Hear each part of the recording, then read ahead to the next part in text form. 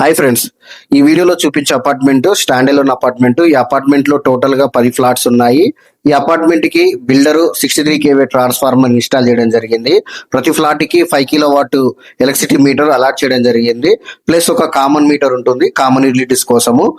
So total గా 11 electricity metres ఉన్నాయి. Kilowatt వచ్చేసి 55 కిలోవాట్.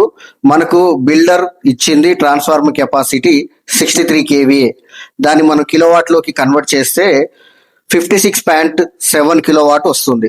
సో అంత లోడ్ వరకు ట్రాన్స్ఫార్మర్ మీద మనం లోడ్ అప్లై చేసుకోవచ్చు. అదే విధంగా ఫ్లాట్ లోడ్ క్యాలిక్యులేషన్ చేస్తే అప్రాక్సిమేట్లీ 11 కిలోవాట్ ఎబో వస్తుంది. దాన్ని 3 ఫేజ్ లోకి బ్యాలెన్స్డ్ గా డివైడ్ చేస్తే 3.8 కిలోవాట్ వస్తుంది. సో మీ శాంక్షన్ లోడ్, మీ యూసేజ్ ఇక్కడ ఎక్కడ ప్రాబ్లం లేదు. కానీ మీ అపార్ట్మెంట్ లో ఒకరు ఈవీ కార్ పర్చేస్ చేశారో ఈ క్యాలిక్యులేషన్స్ అన్ని చేంజ్ అయిపోతాయి.